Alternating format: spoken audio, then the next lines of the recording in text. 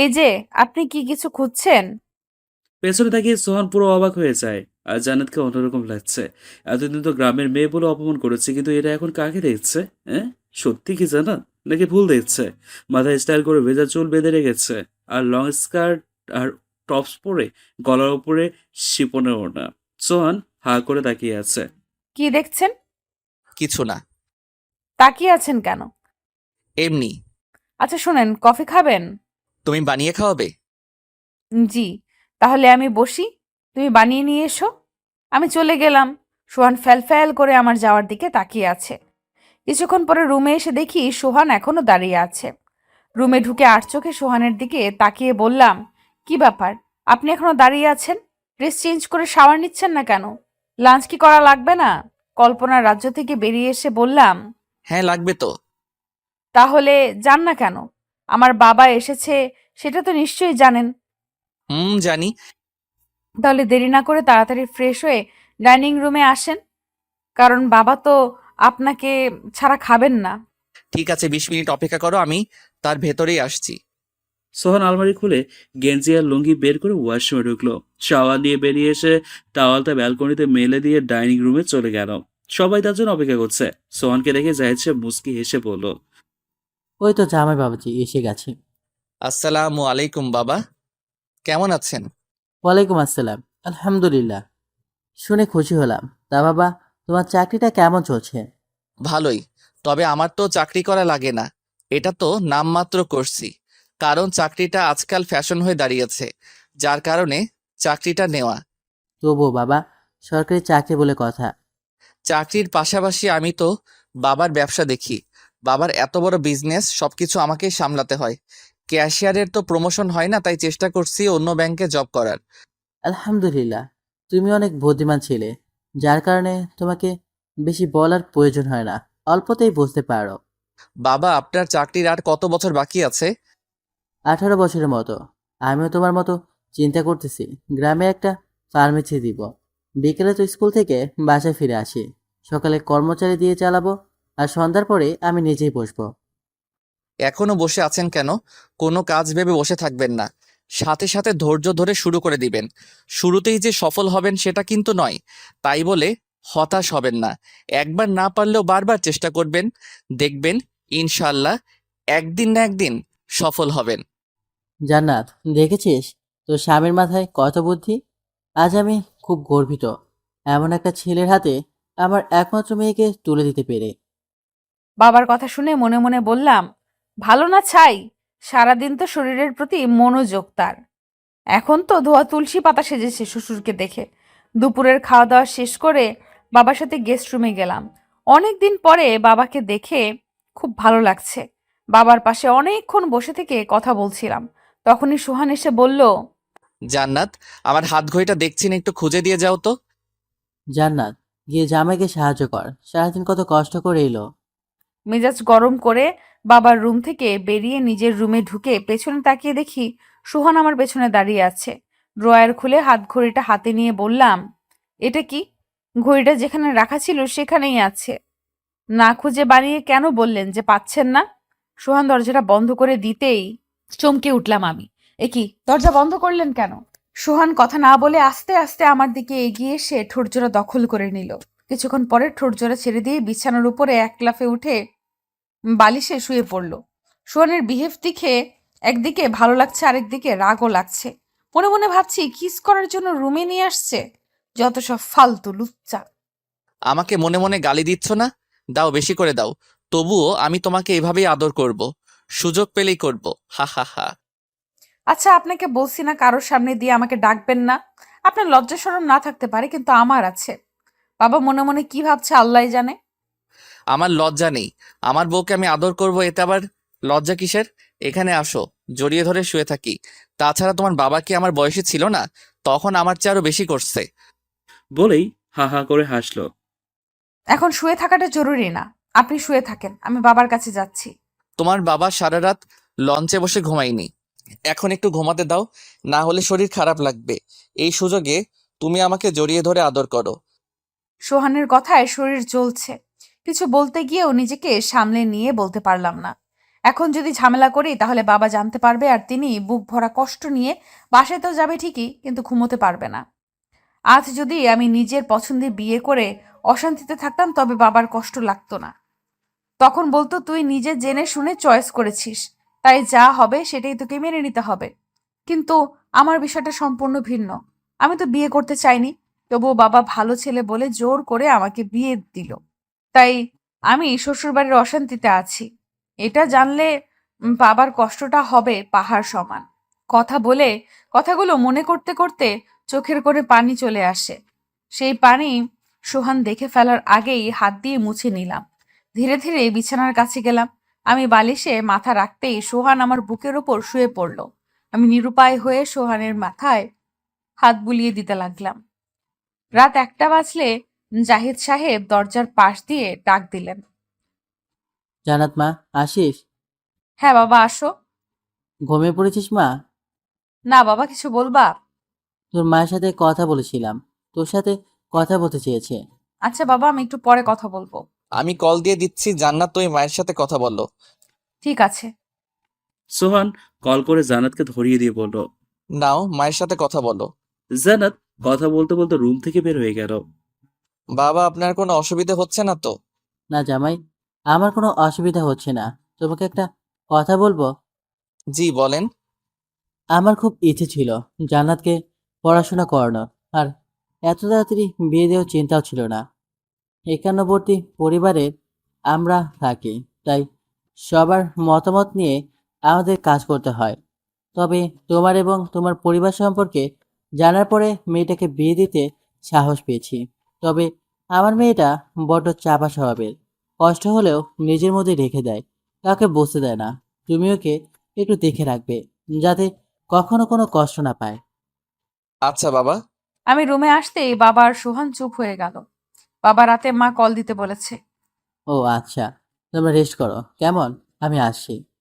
বাবা চলে গেলে সোহান আমার কোমর জড়িয়ে ধরে গলায় চুমু দিয়ে বলল, আজকে দুপুরে তোমাকে অপসরীর মতো লাগছিল। আমি তো চোখের পলক ফিরাতেই পারছিলাম না। কিছুক্ষণের জন্য অন্য জগতে হারিয়ে গেছিলাম। রাত অনেক হয়েছে, এখন ঘুমিয়ে যান। রাত হয়েছে তো কি হয়েছে, আদর করে দাও। আজকে কেন, আরো কয়েক দিনেও সেটা সম্ভব না। সানাদের কথা সোহান বুঝতে পারলো ওর পিরিয়ড হয়েছে, তাই চুপচাপ বিছানার উপরে গিয়ে ওপাশ করে শুয়ে পড়ল। কিছুক্ষণ শুয়ে থাকার পরে সোহান আমার গায়ে হাত দিয়ে জড়িয়ে ধরলো। জান্নাত, এ মাসে এত তাড়াতাড়ি হলো কেন? কেন হলো সেটা তো আমি জানি না, আল্লাহর কাছে জিজ্ঞেস করতে হবে বলে মুখ চেপে হাসলাম। হাসো হাসো বেশি করে, সুস্থ হবে শোধ তুলবো। এতদিন তো বিশ্রাম করি, পরেরটা পরে দেখা যাবে। মধ্যরাতে হঠাৎ সোহানের মোবাইলে কয়েকটা মেসেজ আসলো। আধো চোখে মোবাইলটা হাতে নিয়ে ইনবক্স চেক করে চমকে উঠলো। শোয়া ছেড়ে উঠে বসে চোখ দুটো হাত দিয়ে ভালো করে কষলে নিল, মুছতে লাগলো। মেসেজগুলো পড়ার পর কপাল বেয়ে তরতর করে ঘাম পড়ছে সোহানের। এটা কি করে সম্ভব? তার মানে নিলয় আমার সাথে এত বড় প্রতারণা করলো? ভাবতেও পারছি না। না না, নিলয়কে বোঝাতে হবে এটা কারোর সামনে আসতে দেওয়া যাবে না। তাহলে আত্মহত্যা ছাড়া আর কোনো রাস্তা থাকবে না। সোহানের কপাল বেয়ে ঘাম পড়ছে, শরীরটা থরথর করে কাঁপছে। কিছুক্ষণের জন্য মনে হচ্ছে সে আর বেঁচে নেই। মানুষ যখন ডিপ্রেশনে ভুগতে থাকে তখন হাজারো চিন্তা মাথার ভেতর ঘুরপাক খায়। মোবাইলটা রেখে ল্যাপটপটা অন করলো। প্রতিটা ফাইল তন্ন তন্ন করে খুঁজতে লাগলো কিভাবে নিলয়কে আটকানো যায়, কিন্তু কোনো কিছু না পেয়ে ল্যাপটপটা বন্ধ করে মোবাইলটা হাতে নিল। মোবাইল হাতে ধরে আছে ঠিকই, তবুও তার হাত সব মোবাইল কাঁপছে। দীর্ঘশ্বাস টেনে পাসওয়ার্ড দিয়ে মোবাইলের লক খুলে নিলয়ের নম্বর কল দিল। নিলয়ের মোবাইল নম্বর সংযোগ দেওয়া সম্ভব হচ্ছে না। আবারও ট্রাই করলো, একইভাবে মোবাইল কোম্পানি বলেই যাচ্ছে একই কথা। মাথায় হাত দিয়ে ঝিম মেরে বসে আছে সোহান। কি করবে কিছুই বুঝতে পারছে না। নিলয়কে এত ভালো জানতো, কিন্তু শেষমেশ কি হলো, কি বের হলো? এতদিন দুধ কলা দিয়ে কালসাপ পোষেছে বলে নিজের চুল নিজেই টানছে। ইচ্ছে করছে চিৎকার করে কাঁদতে। ভাবনার রাজ্য থেকে বেরিয়ে এসে পাশে তাকিয়ে রেখে জান্নাত ঘুমোচ্ছে। ড্রিম লাইটের হালকা আলোয় ওর মুখ বেশ উজ্জ্বল লাগছে। অদ্ভুত দৃষ্টিতে তাকিয়ে থাকে জান্নাতের দিকে। আজ কেন জানি খুব মায়া লাগছে ওর দিকে তাকাতে। মোবাইলটা গোতাচ্ছে সোহান। হঠাৎ জান্নাতের কণ্ঠ ভেসে আসলে চমকে যায় সোহান। জান্নাতের দিকে আবারও তাকিয়ে রেখে ও চোখ বন্ধ করে কথা বলছে। জান্নাতের কাছে মুখ নিতেই শুনতে পেল ও ঘুমের মধ্যেই কথা বলছে। কথা বলার ফাঁকে ফাঁকে খেতে উঠছে। সোহান কিছুটা ভয় পেয়ে যায়। বিছানা থেকে নেমে রুমের লাইট জ্বালিয়ে জান্নাতকে ডাকলো।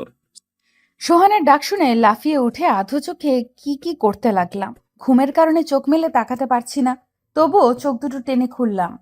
হাত দিয়ে চোখ ডলতে ডলতে বললাম, কি হয়েছে? এত রাতে মোতাচ্ছেন কেন?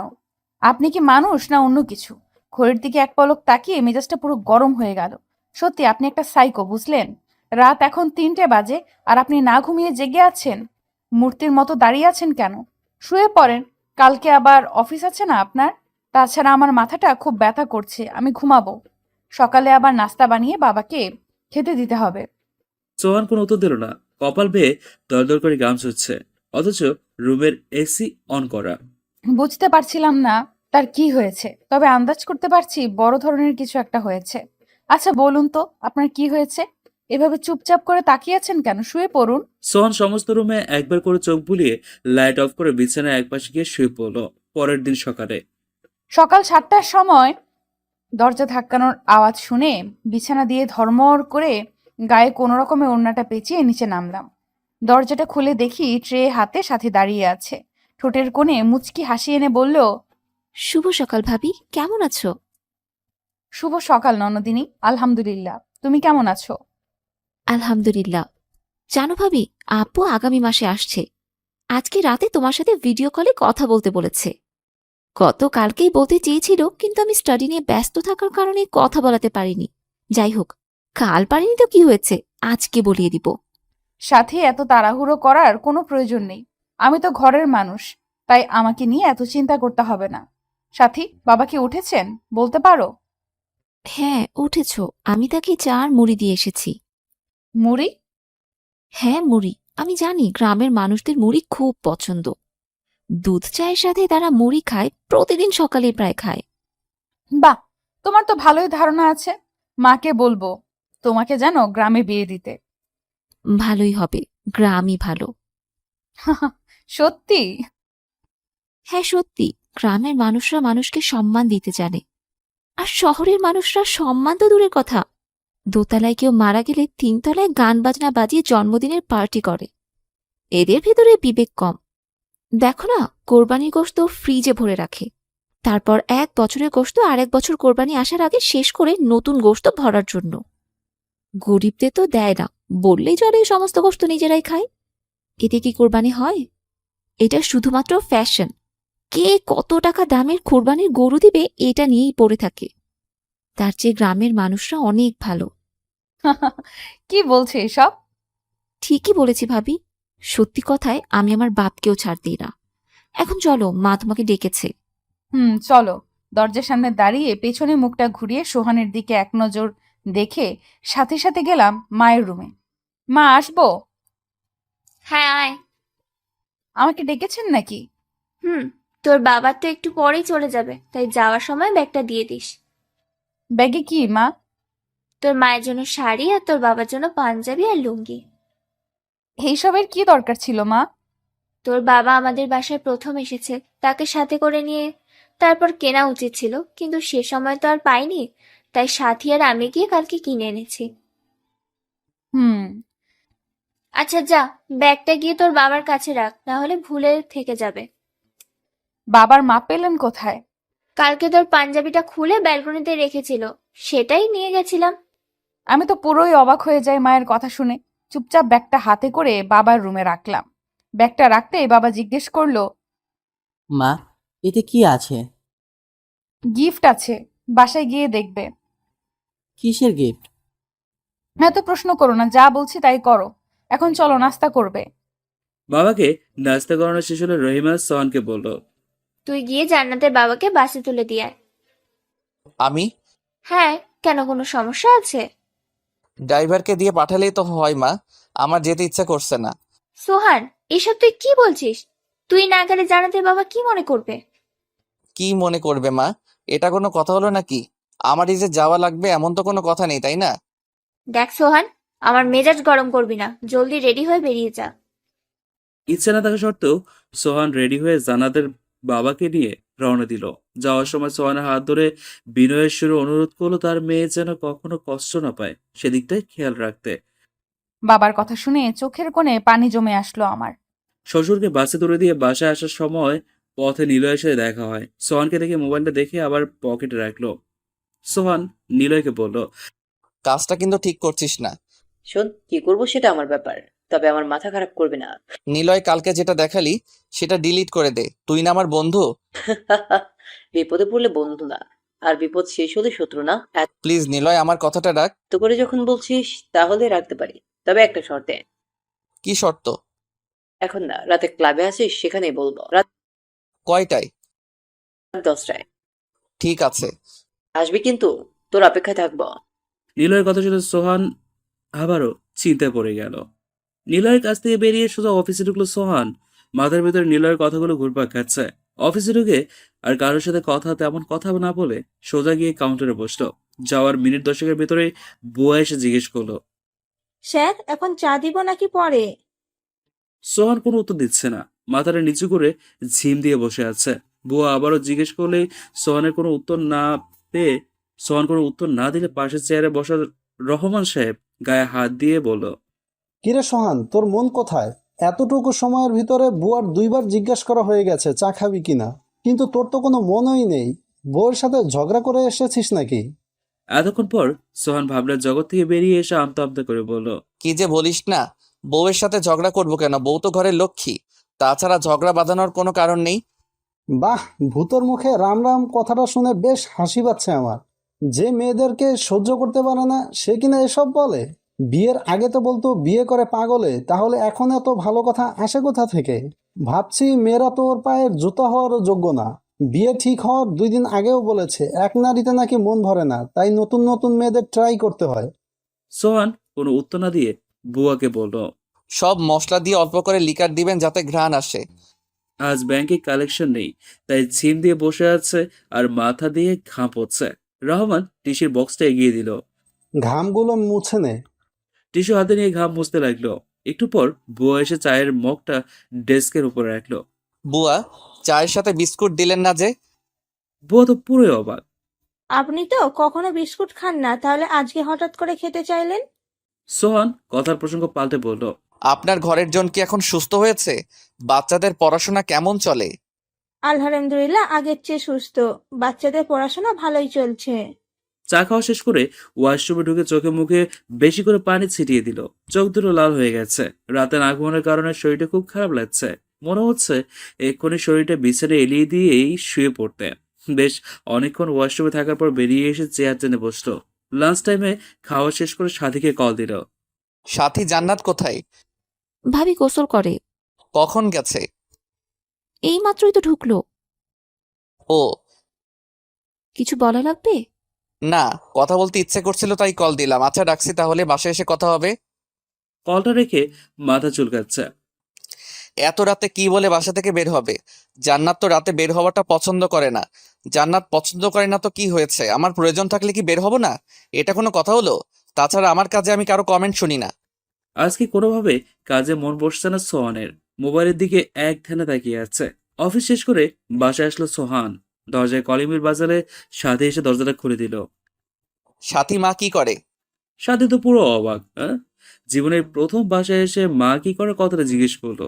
কিছুটা তোতাতে তোতাতে বলো, ভাবির সাথে কথা বলে। আচ্ছা, আমি রুমে গিয়ে ফ্রেশ হচ্ছি, ততক্ষণে তুই আমার জন্য 1 কাপ কফি বানিয়ে নিয়ে আয়। তুমি রুমে যাও, আমি আসছি। সোহান রুমে ঢুকে মোবাইলটা ওয়ার্ড্রোবের উপর রেখে শার্টটা খুলে হ্যাঙ্গারে ঝুলিয়ে রেখে ওয়াশরুমে ঢুকলো। হাত মুখ ধুয়ে মুখ মুছতে মুছতে বেরিয়ে এসে দেখে জান্নাত দরজার সামনে দাঁড়িয়ে আছে। জান্নাত, কথা বলা শেষ? হুম। মায়ের মন তো পুরাই জয় করে নিয়েছে দেখছি। নিজের ছেলের চেয়ে পরের মেয়েকে বেশি ভালোবাসে। সোহান খালি গায়ে বিছানার উপর বসলো। আমি আর চোখে সোহানকে দেখছি। বুকের উপরে বড় সড়ো পশম, যেটা খুব করে আমাকে টানছে। নিজেকে সামলে নিয়ে বিছানার উপরে বসলাম। সোহান এদিকে তাকিয়ে মোবাইলটা হাতে নিয়ে বিছানার উপরে বসলো।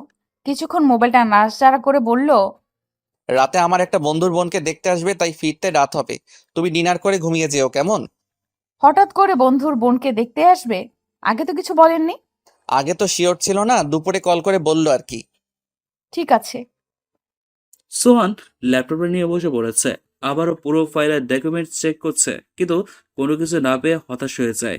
নিজের ভুলের জন্য আজকে তার এই পরিণতি হয়েছে। উফ, সেদিন যদি সব চেক করে নিতাম তাহলে আর এমন বিপদে পড়া লাগতো না। কিন্তু কি করে বুঝবো ওই ঘরে ক্যামেরা রাখা আছে? ল্যাপটপে লেজের সাথে কয়েকটা পিক দেখে ভয়ে চমকে উঠল। রুমের চারদিকে চোখ বুলিয়ে দীর্ঘশ্বাস নিয়ে পিকগুলো ফাইল সহ ডিলিট করে শান্তির নিঃশ্বাস নিল সোহান। মনে মনে নিজেকে এই বলে সান্ত্বনা দিল। যাক বাঁচলাম। যদি পিকগুলো জান্নাতের সামনে পড়তো তাহলে আজকে খবর হয়ে যেত। অল্পের জন্য বাঁচলাম। হঠাৎ মাথায় আসলো মেমোরিতে কিছু পিক থাকতে পারে। মোবাইলের ফাইলে খুঁজতেছে তন্ন করে, কিন্তু এত পিকচার যার কারণে এত তাড়াতাড়ি খুঁজে পাওয়া চারটেখানি ব্যাপার নয়। এমন সময় রুমের ভিতর সাথী আসলো। ভাইয়া, মা তোমাকে ডাকছে। ভয়ে চমকে উঠল সোহান। আচ্ছা তুই যা, আমি আসছি। বিছানা দিয়ে নেমে ল্যাপটপ আর মোবাইলটা ড্রয়ারের ভিতর রেখে লক করে রুম থেকে বেরিয়ে গেল সোহান। আমি তো বিষয়টা উপলব্ধি করে অবাক হয়ে ফ্যাল করে তাকিয়ে থাকলাম। ভাবলাম, সোহান তো কখনো মোবাইল আটকে যায় না, তাহলে আজকে হঠাৎ করে এমনটা কেন করলো? মায়ের রুমের সামনে দাঁড়িয়ে আছে ঠিকই, তবে পা থরথর করে কাঁপছে সোহানের। দরজা ধাক্কা দিয়ে ভেতরে ঢুকে পড়ল। মা, আমাকে ডেকেছো? হ্যাঁ, এদিকে আয়, তোর সাথে জরুরি কথা ছিল। জি মা, বলেন। জান্নাতের সার্টিফিকেট এখানে ট্রান্সফার করিয়ে এনেছি, তাই জান্নাত আবার পড়াশোনা চালু করবে। আমি শুধু তোকে জানালাম, তোর মতামত জানতে চাইনি। তাহলে আমাকে বলার দরকার কি ছিল? তুমি তো সিদ্ধান্ত নিয়ে নিয়েছো। হ্যাঁ নিয়েছি, তবুও তোকে জানিয়ে রাখা আমার দায়িত্ব। মা, তুমি জান্নাতকে কলেজে ভর্তি করবে ভালো কথা, কিন্তু যদি কোনো সমস্যা হয় তাহলে সেই দায়িত্ব কে নিবে? কিসের সমস্যা? আজকাল তো জানো, টিভিতে নিউজ দেখলেই শুনতে পাওয়া যায় অমুক ঘরের বউ পরকিয়া করে অবশেষে আরেক ছেলের বাপের সাথে পালিয়ে গেছে। যার কারণে মেয়েদেরকে বেশি দূর পড়ানোকে সাপোর্ট করি না, তবু যদি তুমি জান্নাতকে পড়াতে চাও তাহলে তোমাকে দায়িত্ব নিতে হবে। বুঝলাম, তোর কথা ঠিক আছে, তবে সব বউয়েরা যে পালিয়ে যাবে এটা বলা যাবে না। হাতে গোনা দু একজন খারাপ বলে সবাইকে এক পাল্লায় মাপা যাবে না। তোর যখন সন্দেহ বেশি, তাহলে জান্নাতের দায়িত্ব আমি নিলাম। আশা করি জান্নাত আমার মান সম্মান নষ্ট করবে না। সোহানের কথাগুলো শুনে মাথা নাড়িয়ে পড়ল। আচ্ছা। মায়ের রুম থেকে বেরিয়ে ঘড়ির দিকে তাকাচ্ছে। রাত 8টা বাজলেই বাসা থেকে বের হবে মনে মনে পরিকল্পনা করলো সোহান। আজকে যেভাবে হোক ভিডিওটা ডিলিট করবেই করবে। রুমে ঢুকতেই সোহান কিছুটা অবাক হয়ে থমকে দাঁড়ায়। জান্নাতের ল্যাপটপের দিকে এক ধ্যানে তাকিয়ে কি যেন ভাবছে। সোহান পা বাড়ানোর সাহস পাচ্ছে না। ভয়ে তার বুকটা কেঁপে কেঁপে উঠছে। জান্নাতকে সন্দেহ করছে না তো? পরক্ষণে ভাবলো, করলে করবে, তাতে আমার কি? আমি তো আর ওর বাপেরটা খাই না। সবকিছু ভাবতে ভাবতেই একবার পা বাড়ায় আবার পিছায়। এভাবে মিনিট 10 মতো চলতে থাকে। হঠাৎ করেই জান্নাত সোহানের দিকে তাকায়। কি ব্যাপার, আপনি দরজার সামনে দাঁড়িয়ে আছেন কেন? কোনো সমস্যা হয়েছে? সোহান নিজেকে স্বাভাবিক করে বলল, না, জান্নাত কি হবে? আমি দেখছিলাম তুমি আমাকে দেখতে পাও কিনা, কিন্তু না, তুমিও তো অন্যদিকে তাকিয়েছিলে। আমি আপনার ল্যাপটপ দেখছি, খুব সুন্দর দেখতে। আমারও খুব শখ ল্যাপটপ চালানোর। আপনি কি আমার শখটা পূরণ করতে পারবেন? হ্যাঁ পারবো, তবে এখন না, পরে। জান্নাত, তোমার পিরিয়ড ভালো হয়নি? সোহানের এমন প্রশ্নের জন্য জান্নাত মোটেই প্রস্তুত ছিল না। তাই মেজাজ গরম হয়ে গেল। মানুষের যখন অতিরিক্ত রাগ ওঠে তখন কেউ কথা বলতে পারে না, আবার কারো কণ্ঠস্বর পরিবর্তন হয়ে যায়। আরো অনেক কারণ আছে, তবে দুইটা কারণে বেশি দেখা যায়। রাগ খুব খারাপ জিনিস। রাগ করলে হৃদয়ের জ্ঞান থাকে না, ক্রোধের বশে খুনও করতে পারে। কেউ আবার নিজের হাত পা এবং শরীরের বিভিন্ন অংশ কাটে। এসব রাগকে স্বাভাবিক রাগ বলে না, তারা এক একটা সাইকো। মনে মনে কথাগুলো ভেবে নিজের রাগকে সামলিয়ে গলার স্বর নিচু করে স্বাভাবিকভাবেই বলে উঠল, আমার পিরিয়ড ভালো হয়নি, আরো কয়েকদিন লাগবে। জান্নাত, তুমি তো আমাকে মেরে দিবে। এতদিন কিভাবে থাকা যায় একটা পুরুষের পক্ষে? আপনি কি একাই পুরুষ মানুষ? আর কোনো পুরুষ মানুষ নাই? আপনার শরীরে এত ঝাঁজ আসে কোথা থেকে? সেক্স ছাড়া আর কিছু বোঝেন না? শুধু প্রতিদিনই লাগবে? পুরুষদের চাহিদা অনেক বেশি থাকে মেয়েদের মতো, এত কম না। তোমার তো মনে হয় নেই, যার কারণে তুমি এমনভাবে রিয়েক্ট করছো। আমার কি আসে, আমার কি আছে সেটা এতদিনে আপনি নিশ্চয়ই বুঝতে পেরেছেন। যদি না বুঝতে পারেন তবে নতুন করে নিজের সম্পর্কে আপনাকে কিচ্ছু বলার নেই। আর একটা কথা, সেটা হলো মেয়েদের সম্পর্কে দেখছি ভালোই আইডিয়া আছে। মনে হচ্ছে খুব চর্চা করেছেন আগে। তাই তো বলি, আপনারা তো চাহিদা আসে কোথা থেকে? পুরুষের জাতটাই হলো লুচ্চার দল। নিজের সাথে বউ থাকলে রাস্তায় বসে অন্য মেয়েদের দিকে তাকিয়ে থাকে, তাদের ফিগার দেখে, উফ বলে সব শেষ করে দেয়। রাতে বাসায় ফিরে বউকে তার মনে লাগে না, তখন সেই রাস্তায় দেখা মেয়েটিকে কল্পনা করে নিজের বউকে অপমান করে। কি চিন্তা পুরুষ মানুষদের, তাই না? কেউ দেখে শান্তি পায়, কেউ ধরে, আর কেউ খেয়ে শান্তি পায়। তবে 3 ধরনের পুরুষরাই লুচ্চার জাত। জানাদের কথাগুলো শুনে রাগে ফুলছে সোহান, কিন্তু ঘড়ির দিকে চোখ পড়তেই নিস্তেজ হয়ে যায়। মনে মনে ভাবে, আগে ভিডিওটা ডিলিট করি, তারপর তোমাকে শায়েস্তা করব। সোহান কোনো কথা না বলে শুধুমাত্র জানাতকে বলল, আমি যাচ্ছি, ফিরতে রাত হবে। ঠিক আছে, তবে একটা কথা মনে রাখবেন, মেয়েরা মায়ের জাত, ওদের দিকে কখনো খারাপ চোখে তাকাবেন না। বিয়ে বাড়িতে অনেক মেয়ে আসবে, তাই নিজেকে সামলে নিয়েন। বলা তো যায় না, আপনাদের তো যখন খুশি তখন বেড়ে যায়। সোহানের ইচ্ছে করছিল জান্নাতের প্রতিটা কথার উত্তর দিতে, কিন্তু সে সময় নেই বলে চুপচাপ বেরিয়ে যায়। বাসা দিয়ে নেমে সোজা গ্যারেজে ঢুকে মোটরসাইকেল বের করে স্টার্ট দিতে গেটের সামনে থাকা দারোয়ান গেট খুলে দিয়ে সোহান বেরিয়ে যায়। লোপা পর্দা ফাঁক করে সোহানের পথের দিকে তাকিয়ে দীর্ঘশ্বাস নিয়ে রুমে ঢুকে বিছানার উপর বসে পড়ল। ক্লাবের সামনে গাড়ি পার্কিং করে দরজার সামনে দাঁড়িয়ে অপেক্ষা করছে সোহান। ভিতরে ঢুকবে কি ঢুকবে না এটা নিয়েই সংশয় আছে সে। নিলয়কে কি কল করবে নাকি সে নিজে থেকেই কল করবে, কোনটা? হুম, কিছু ভেবে পাচ্ছিল না কি করবে। কিছুক্ষণ অপেক্ষার অবসান ঘটিয়ে নিলয় এসে সামনে দাঁড়ালো। সোহানকে দেখে দাঁত কেলিয়ে বলল, কিরে, এত তাড়াতাড়ি চলে আসলি যে? ভাবির আঁচলের নিচ থেকে আসতে কষ্ট হয়নি তো? আচ্ছা সোহান, তোর বিয়ের বয়সে ভাবিকে তুই কতবার ইউজ করেছিস হিসাব আছে?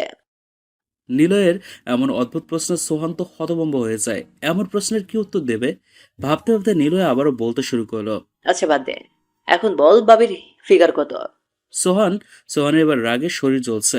ইচ্ছে করছে গালের উপর ঠাস করে কয়েকটা থাপড় বসিয়ে দিতে, কিন্তু ভিডিওটার কথা মনে পড়লে জমে গেল। নিলয়, এখন বল ভিডিওটা কোথায়? আরে সোহান, এত ব্যস্ত হচ্ছিস কেন? মাত্রই তো আসলি, তাইলে এত পাগল হলে কি হয়?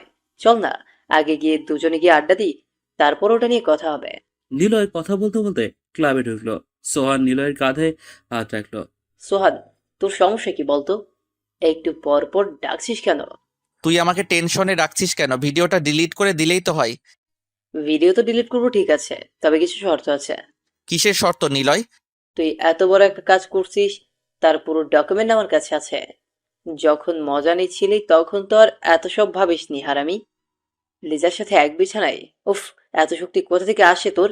তুই তো বিয়ের আগেই সব বিষয়ে এক্সপার্ট হয়ে গেছিস, যার কারণে ভাবির কোনো সমস্যা হয় না।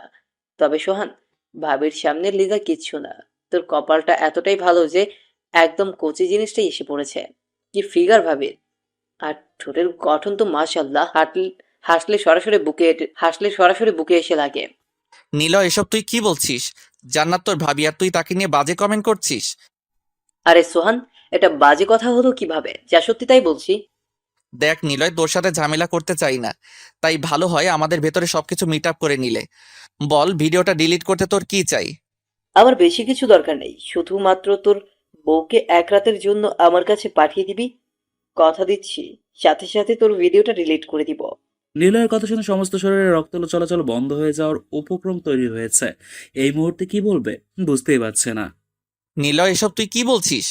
আমি ঠিকই বলছি, যদি তুই আমার শর্তে রাজি থাকিস তাহলে আমাকে কল দিস, না হলে ভিডিওটা ইন্টারনেটে ভাইরাল করতে পিছপা হব না।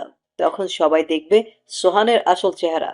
নিলয় প্লিজ, তুই না আমার বন্ধু, আমার সাথে এমনটা করতে পারিস না। বন্ধু? কিসের বন্ধু? তুই জানতি লিজাকে আমি ভালোবাসি, তবুও ওর সাথে এসব করতে বিবেকে বাঁধলো না? আমার কত বছরের ভালোবাসাকে তুই কেড়ে নিয়েছিস। জানিস কত রাত আমি কেঁদেছি? এবার তোর বউয়ের সাথে রাত কাটিয়ে এর প্রতিশোধ আমি নিব। বলেই নিলয় চলে গেল। নিলয় চলে গেলে সোহান হাঁটু ভাঁজ করে ফ্লোরে বসে পড়ল। কি থেকে কি হয়ে গেল কিছুই বুঝতে পারছে না। সোহানের শরীরে উঠে দাঁড়ানোর মতো বিন্দুমাত্র শক্তি নেই। নিলয়ের কথা শুনে হাত পা থরথর করে কাঁপছে তার। কপাল বেয়ে ঘাম পড়ছে। কষ্টে চোখ দুটো ঝাপসা হয়ে আসছে। নিলয়ের এমন বাজে প্রস্তাবটা শুনে গালে থাপ্পড় বসানোর বদলে রক্তটাকে পানি করে ভিক্ষা চাওয়া লাগছে যাতে ও ভিডিওটা ডিলিট করে। কিন্তু নিলয় হারামির কথা শুনে মনে হচ্ছে না সে এমন কিছু করবে। সেদিনের পুরোনো কথাগুলো মনে পড়লে বুকের বাঁ পাশটায় চিনচিনি করে ব্যথা করে। কলেজে ওঠার পর কত মেয়েকে যে সোহানের মনে লেগেছিল তার কোনো হিসাব নেই। সুন্দরী মেয়েদের পাগল ছিল। পরীক্ষা শেষ করে সোহান আগে হল থেকে বেরিয়ে সোজা ক্যাম্পাসে বটগাছের নিচে বসে। তখনই দূর থেকে দেখলো নীলয় একটা সুন্দরী মেয়ের সাথে হাসতে হাসতে এদিকটাই আসছে। মেয়েটিকে দেখে পুরুষত্ব জেগে ওঠে ওর। দীর্ঘশ্বাস নিয়ে চুপচাপ বসে মেয়েটিকে দেখছে। প্রথম দেখায় মেয়েটিও সোহানের দিকে ড্যাব ড্যাব করে তাকিয়ে থাকে। নিলয় সোহানের পাশে বসে গায়ের উপরে হাত রেখে বলল, সোহান, এই হলো লিজা, যাকে আমি ভালোবাসি। ওকে বিয়ে করতে চাই। লিজার দিকে সেই যে তাকিয়ে থাকে একবারের জন্য চোখের পলক ফেলছে না সোহান। এই সোহান, তুই ঠিক আছিস তো? হ্যাঁ ঠিক আছি। তাইলে তুই থাক, আমি লিজাকে নিয়ে যাচ্ছি। কোথায় যাস? কাজ আছে, পরে কথা বলবো। নিলয় চলে যাচ্ছে লিজাকে সাথে করে, কিন্তু লিজা পেছন থেকে সোহানের দিকে বারবার তাকাচ্ছে। কলেজ থেকে বেরিয়ে বাসায় গিয়ে বিছানায় বসলো, কিন্তু এক সেকেন্ডের জন্য ভালো লাগছে না সোহানের। সারাক্ষণ লিজার কথা মনে পড়ে। নিলয়টা এত সুন্দরী একটা মেয়ের সাথে প্রেম করবে, এটা তো হতেই পারে না। আজকাল প্রেম হলো টাইম পাস। 7 দিন প্রেম করে বলে বেড শেয়ার করবো, না হলে রিলেশন রাখবো না। যখন মেয়েটি রাজি হয় তখন থেকে ইচ্ছে মতো ভোগ করে। কয়েকদিন নিজের চাহিদা মেটানোর পর মেয়েটি পুরনো হয়ে যায় বলে আরেকজনকে খোঁজা শুরু করে। তবে এটা পুরুষদের ক্ষেত্রেই বেশি হয়। মেয়েরা যে ভালো এমন তো নয়, তবে পুরুষদের দোষই খারাপ হয়। খুব কম মানুষই আছে যারা প্রেমের পবিত্রতা বজায় রেখেছে। ইসলামে তো প্রেম করাকে একবারে নিষিদ্ধ করা হয়েছে, তবুও মানুষ প্রেমের প্রতি ঝোঁকে।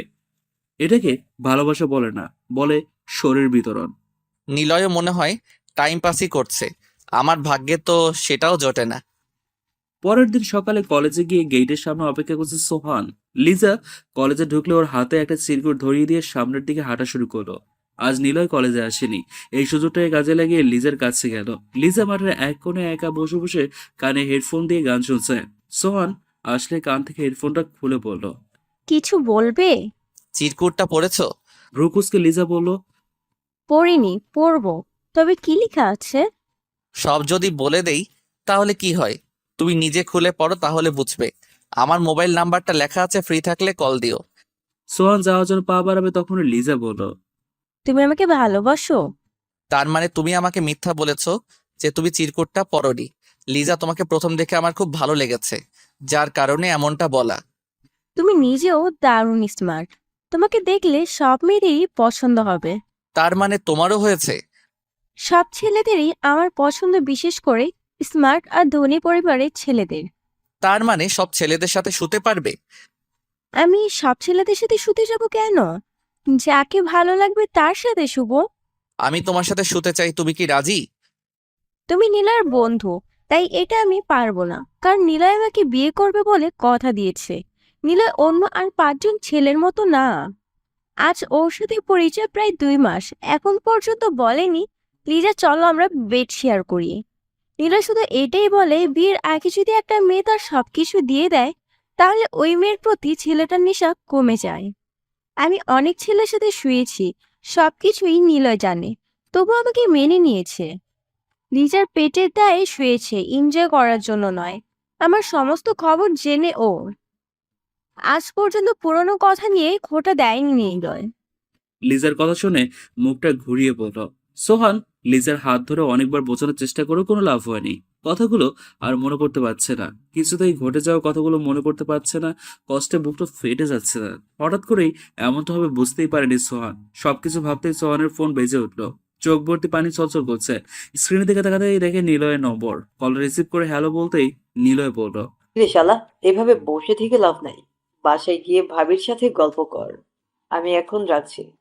72 ঘন্টার সময় দিলাম, তার মধ্যে কি করবি আমাকে জানাবি। না হলে বুঝতেই তো পার না হলে বুঝতেই তো পারিস কি হবে তোর। নিলয় শোনো, আমার কথাটা একটু বোঝার চেষ্টা কর ভাই। কথাটা শোনার আগেই নিলয় কলটা কেটে দিল। সোহান তো হ্যালো হ্যালো বলেই যাচ্ছে, হঠাৎ ফোন হাতে নিয়ে দেখে নিলয়ের সংযোগ বিচ্ছিন্ন হয়ে গেছে। টেনশনে একদম মুখটা শুকিয়ে গেছে। পুরো রাস্তায় চিন্তা করতে করতে বাসায় আসলো। 1 সেকেন্ডের জন্য কোথাও থামেনি। রুমে এসে বিছানার উপর বসে পড়লো। সমস্ত মুখ লাল হয়ে আছে, চুলগুলো এলোমেলো হয়ে গেছে। আমি রুমে ঢুকতেই অনেকটা অবাক হলাম, কারণ সোহান তো বলে গিয়েছিল বাড়িতে ফিরতে রাত হবে, কিন্তু এত তাড়াতাড়ি কিভাবে ফিরে আসলো? তাকে দেখে অনেকটা উদাসীন মনে হচ্ছে। পা বাড়িয়ে সোহানের কাছে গিয়ে বসলাম। গায়ে হাত দিতেই সোহান আমাকে জাপটে ধরে হাউমাউ করে কাঁদতে লাগলো। কিছু বুঝে ওঠার আগেই সোহান আমার কপালে চুমু দিয়ে বলল, আমি গোসল করতে যাচ্ছি, ততক্ষণে তুমি আমার জন্য ভাত টেবিলে সাজাও। আপনি খেয়ে আসেননি? না। কথাটা বলে টাওয়াল আর কোয়াটার প্যান্ট নিয়ে ওয়াশরুমে ঢুকলো। ওয়াশরুমে ঢুকে ঝর্ণার পানি ছেড়ে দিয়ে তার নিচে দাঁড়িয়ে ভিজতে লাগলো। আয়নায় নিজের চেহারার দিকে বারবার তাকাচ্ছে। চোখ মুখ তার লাল হয়ে ফুলে উঠেছে।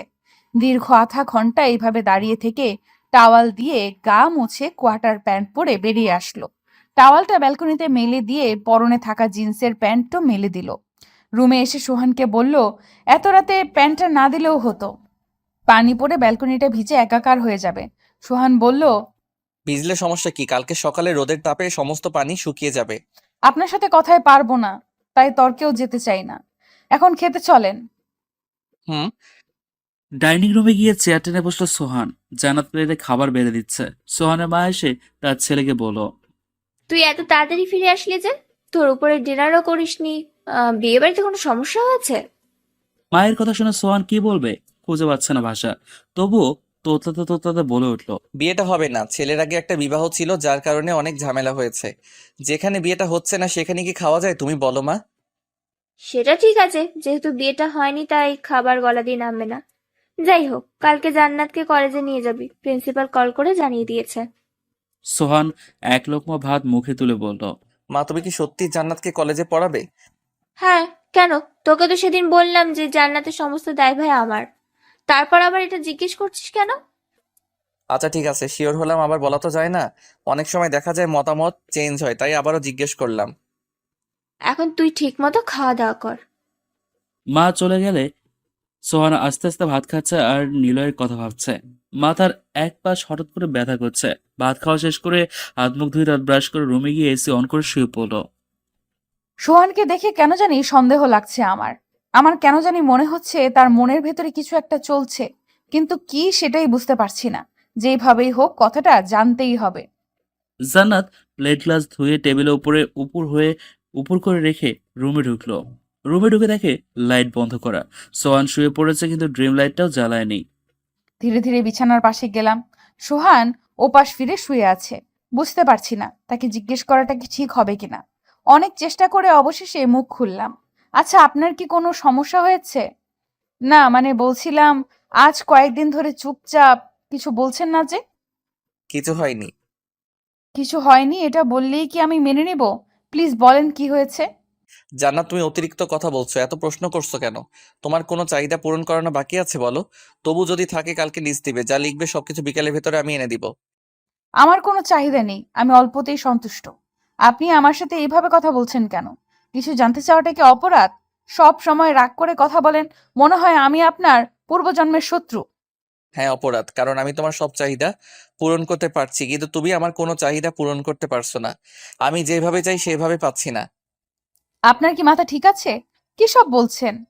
তখন এতগুলো বলেছেন, এখন আবারও সেই টপিক নিয়ে শুরু করেছেন। আসলে আপনি এত পারেন? How funny! রাতে ঘুমানোর সময় যখন আপনি ক্লান্ত হয়ে ঘুমিয়ে পড়েন, তখন একা একা ভাবি আপনার শরীরের কি ঝাঁজ। মনে হয় সারাদিন ডুবে থাকলেও চাহিদা মিটবে না। আপনি এত শক্তি পান কোথায়? আপনাকে যত দেখছি ততই রাগ লাগছে। ইচ্ছে করছে আপনাকে ডিভোর্স দিয়ে চলে যাই, কিন্তু কি করব? আমি চলে গেলে মা বাবাকে হারাতে হবে। অথচ আপনি যেভাবে শুরু করেছেন, তাতে আমার আত্মহত্যা করা ছাড়া আর কোনো রাস্তা থাকবে না। সোহান শোয়া ছেড়ে উঠে আমার বুকের উপরে উঠে গলা চেপে ধরে বলল, খবরদার আমাকে ছেড়ে যাওয়ার কথা ভুলেও ভাববে না, তাহলে গলা টিপে আমিই মেরে ফেলবো। হ্যাঁ, মেরে ফেলেন, আমারও আর বাঁচতে ইচ্ছে করে না। মরলেই ভালো হয়, অন্তত পক্ষে আপনার প্যারা থেকে তো বাঁচবো। জান্নাত জান্নাত নিজের মাথার চুল নিজেই টানছে। সোহান, আপনি কি পাগল হয়ে গেছেন?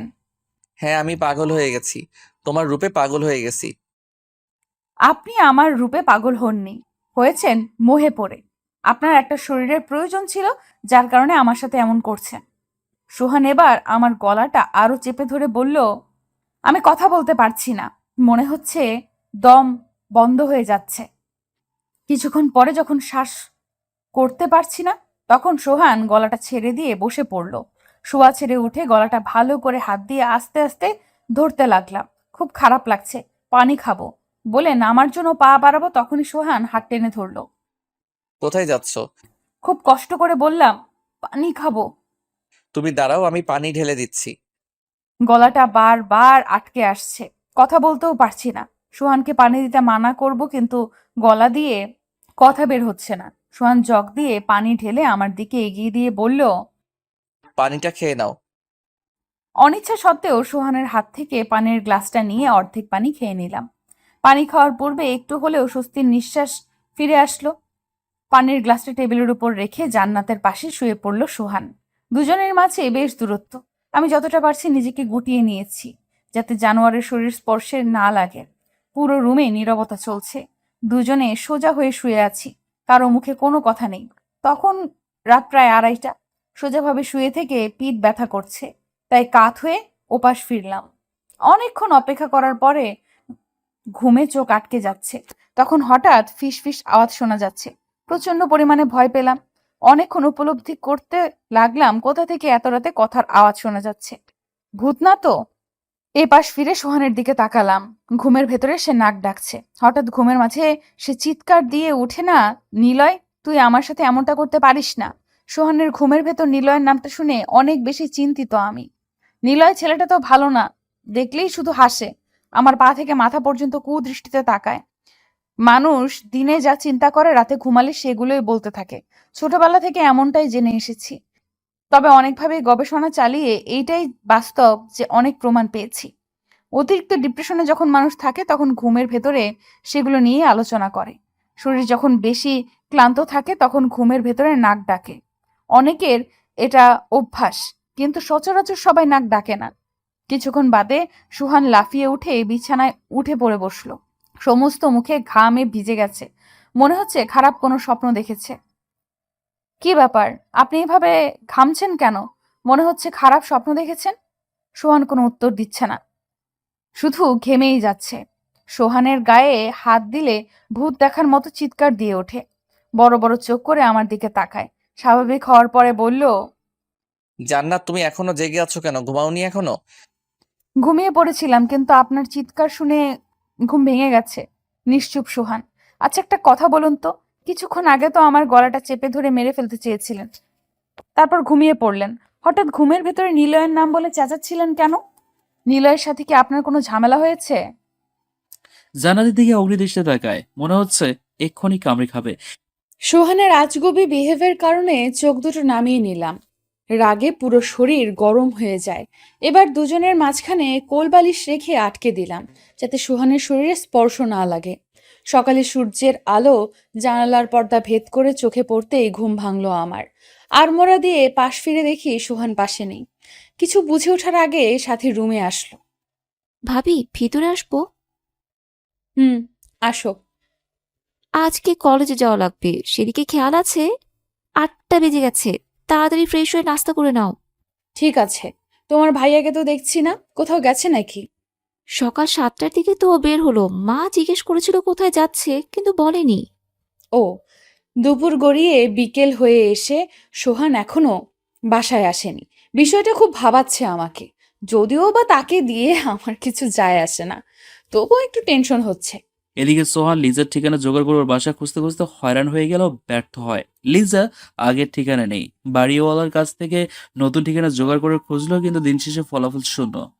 লিজার সাথে যেদিন শেষ কথা হয়েছে সেদিন শুনেছিলাম ও প্রেগনেন্ট। নিউজটা শোনার পরে ওর গালে ঠাস করে কয়েকটা চট বসিয়ে দিয়ে বলেছিলাম, তুই প্রেগনেন্ট হয়েছিস সেটা তোর নিজের দোষে। আমি কি তোর সাথে শুতে চেয়েছিলাম? তুই তো ঝড়ের রাতে নিজের ইচ্ছায় শুয়েছিলি। কই, তখন তো বলিসনি যে আমার সাথে বিনা প্রোটেকশনে শুয়ে যদি কোনো সমস্যা হয় তার দায়ভার তোমাকে বহন করতে হবে। এমন কথা তো বলিসনি। তবে আজ কেন এসব বলছিস? আমার কথা শুনে খুব কেঁদেছিল লিজা। কাঁদতে কাঁদতে বলেছিল, সোহান আমার পেটে যে সন্তান সেটা তোমার জন্মের সন্তান। তখন রেগে গিয়ে বলেছিলাম একদিন ভুল করে শুয়েছিলাম, এতেই তুই প্রেগনেন্ট হয়ে গেলি। শোন লিজা, তোর মতো মেয়েদের আমি ভালো করে চিনি। কতজনের সাথে শুয়ে পেট বাঁধিয়েছি সেটা বল। কত করে বুঝিয়েছিলেও বিশ্বাস করো সোহান, আমি কারোর সাথে শুইনি, একমাত্র তোমার সাথে শুয়েছি।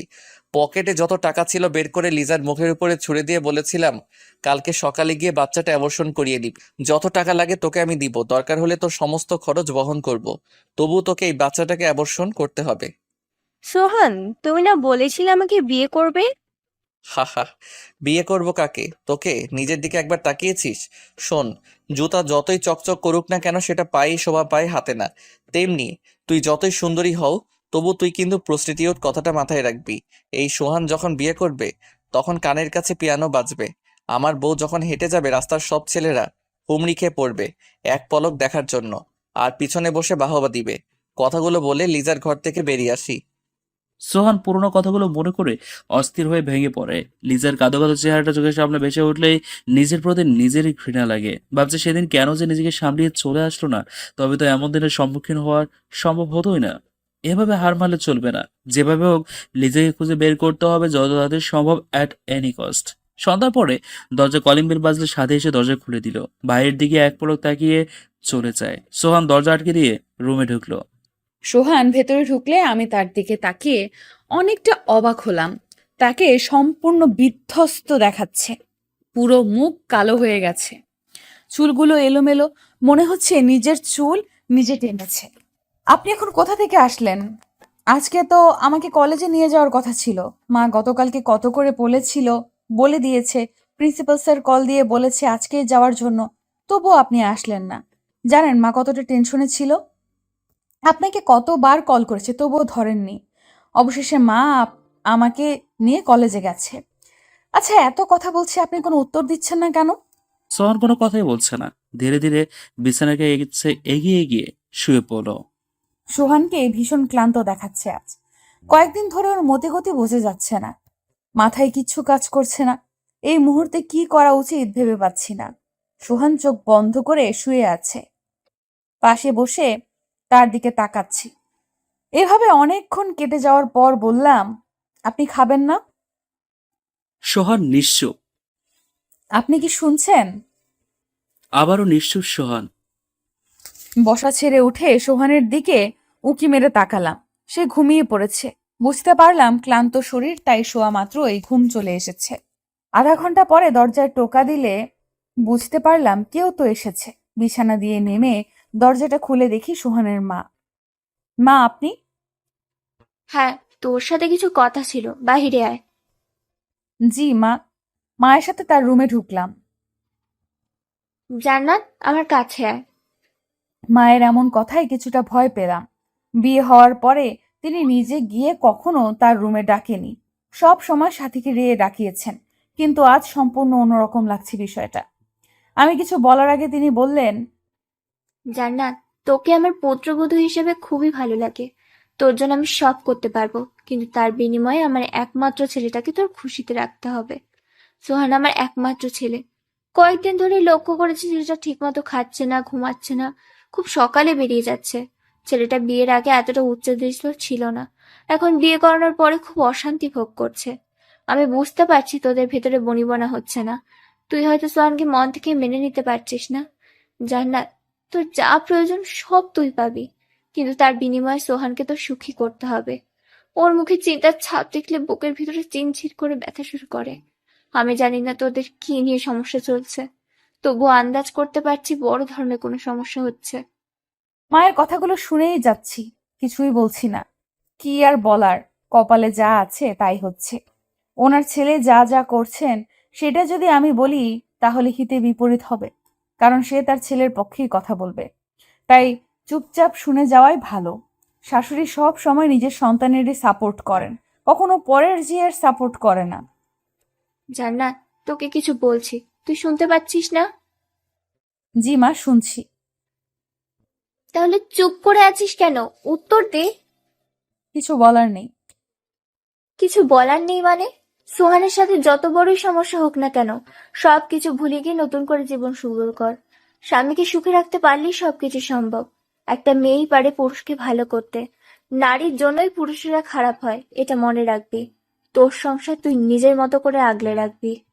দীর্ঘশ্বাস নিয়ে জি মা বলে দাঁড়িয়ে রইলাম। সোহানের মায়ের মুখে হাসি ফুটে উঠেছে, মনে হচ্ছে খুব খুশি হয়েছে। আচ্ছা জান্নাত, আমি রুমে যাই। সোহান উঠলে খাবারগুলো ওভেনে দিয়ে গরম করে দিস। আর তরকারি ঠান্ডা সোহানের পছন্দ না। আরেকটা কথা, সোহানের পছন্দ অপছন্দগুলো জেনে নিস। কখনো ওর অপছন্দের কাজ করবি না, দেখবি সংসার ভালো চলবে। আচ্ছা মা। মা চলে গেলে আমি রুমে ঢুকলাম। সোহানের পাশে এক কোণে চুপ করে শুয়ে পড়লাম। সোহান এখনো ঘুমোচ্ছে। দুপুরে অল্প করে খাওয়াতে খুব খিদে পেয়েছে, কিন্তু তাকে রেখে একা একা খাওয়াটা ভালো দেখাচ্ছে না। আধা শোয়া অবস্থায় শুয়ে আছি। রাত তখন 2:30 বাজে। হঠাৎ ঘুম ভাঙলো আমার। চোখ মেলে তাকিয়ে দেখি সোহানের মুখের উপর মোবাইলের লাইটের আলো জ্বলছে। এত রাতে তিনি মোবাইলে কি করে? আপনি ঘুম থেকে উঠলেন কখন? আমার গলার আওয়াজ শুনে তড়িঘড়ি করে মোবাইলটা বালিশের নিচে লুকিয়ে রেখে বলল, এই তো একটু আগে। তুমি উঠে গেলে কেন? ঘুম ভেঙে গেছে। কিন্তু আপনি এত রাতে মোবাইলে কি করছেন? আমাকে দেখে মোবাইলটা লুকিয়ে রাখলেন কেন? কি আছে মোবাইলের ভেতরে? আবদা আবদা করে সোহান বলল। কি থাকবে মোবাইলে? কিছুই না। জান্নাত, আমার ভীষণ খিদে পেয়েছে। 1 কাপ কফির সাথে বিস্কুট আনবে প্লিজ? বিষয়টাকে খুব হালকাভাবে নিলাম। আপনি বসেন, আমি নিয়ে আসছি।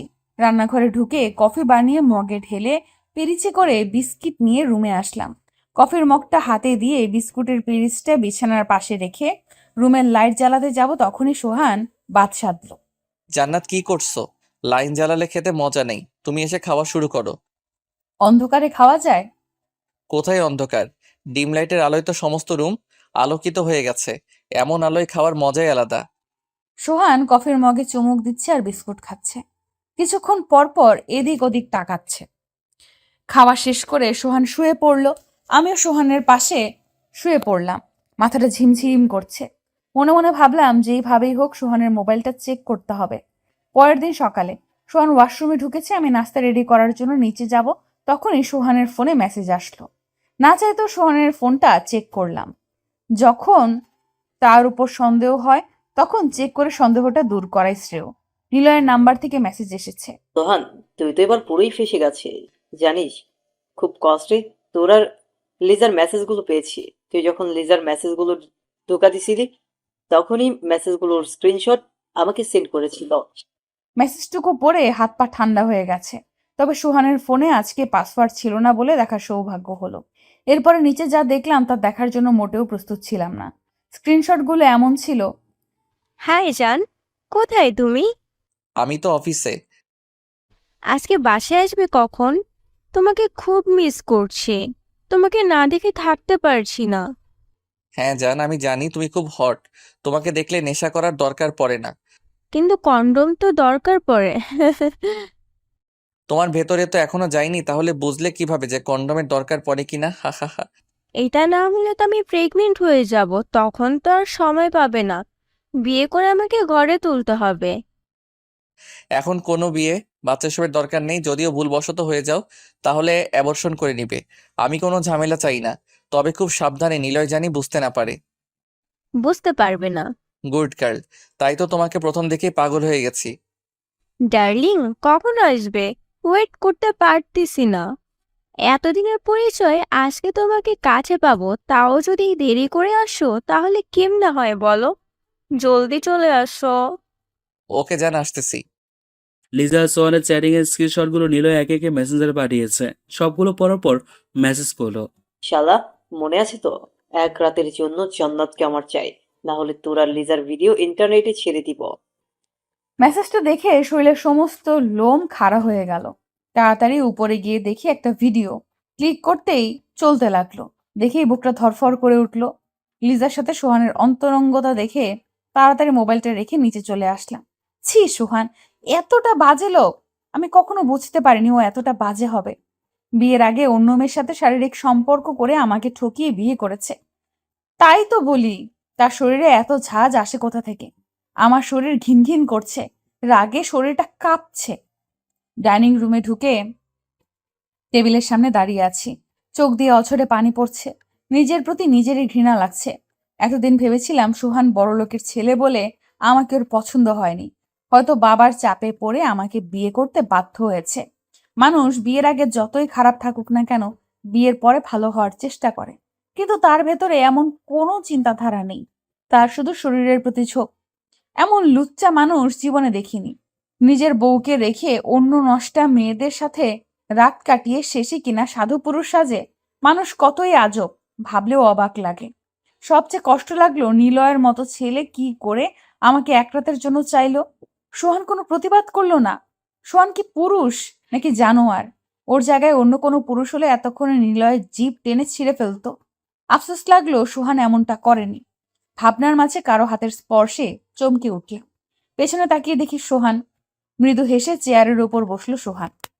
না চাইতেও নাস্তা বেড়ে সোহানকে দিলাম। খাওয়া শেষ করে হাত ধোয়ার জন্য বেসিনের সামনে গেল। তখনই সোহানের মা এসে বলল, সোহান, তোর ছোট খালা ভীষণ অসুস্থ হয়ে পড়েছে।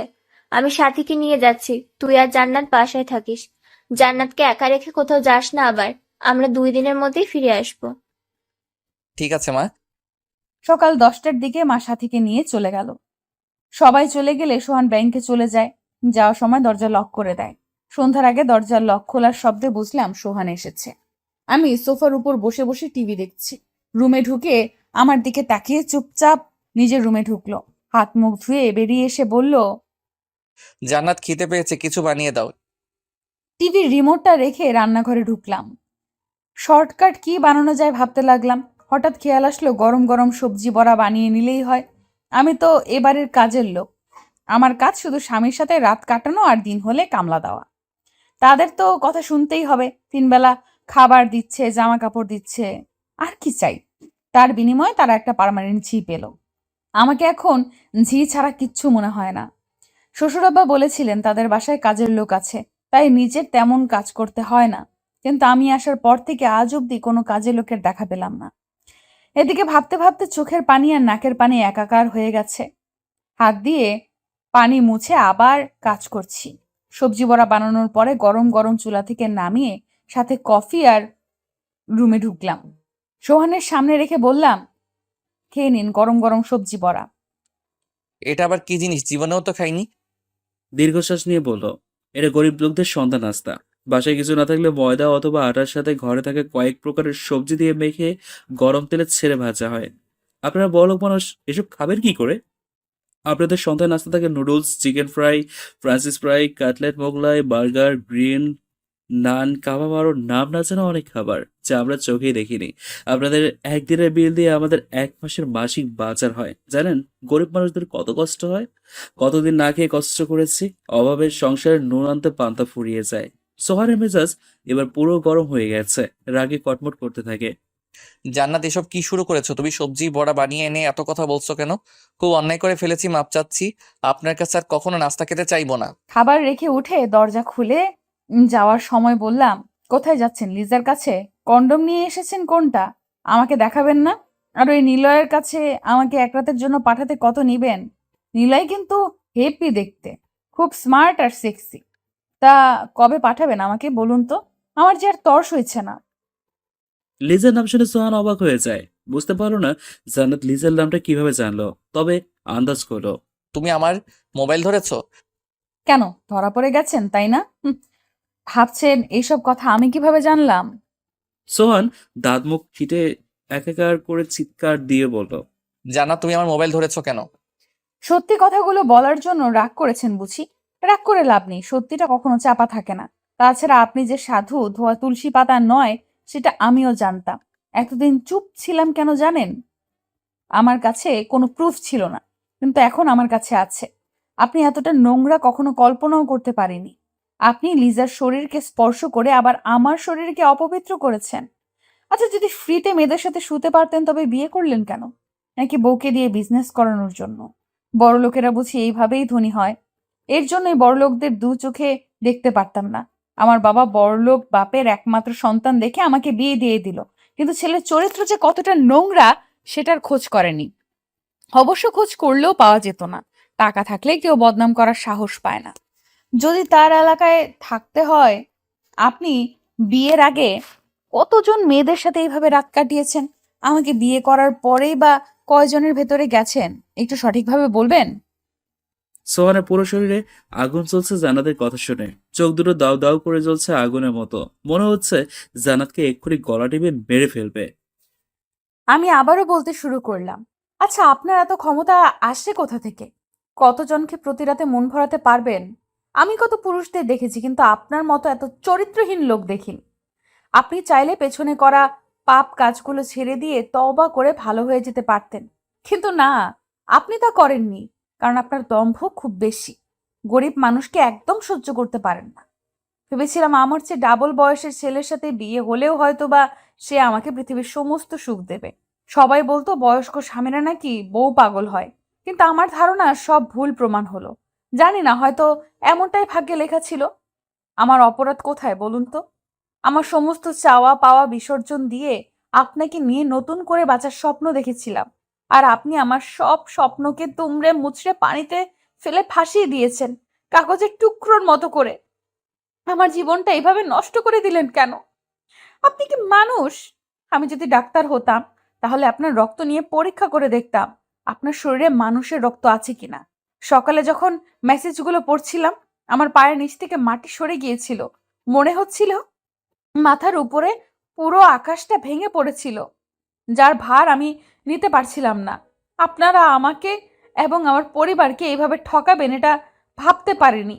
বাবা যদি এর চেয়ে বেশি আমাকে দিন আনে দিন খায় এমন লোকের সাথেও বিয়ে দিত তবুও মনে শান্তি পেতাম, আর না হলে সারা জীবন কুমারী হয়ে বাবার বাসায় রেখে দিত। আপনার মতো নারীর লোলুপ ছেলের সাথে মেয়েকে বিয়ে দেওয়ার চেয়ে কেটে নদীর জলে ভাসিয়ে দিলেও বোধহয় ভালো হতো। অনেকক্ষণ নিজের রাগটাকে কন্ট্রোল করলো সোহান। সোহান বিছানা দিয়ে নেমে আমার পাশে এসে হাত ধরে টেনে নিচে ফেলে দিল।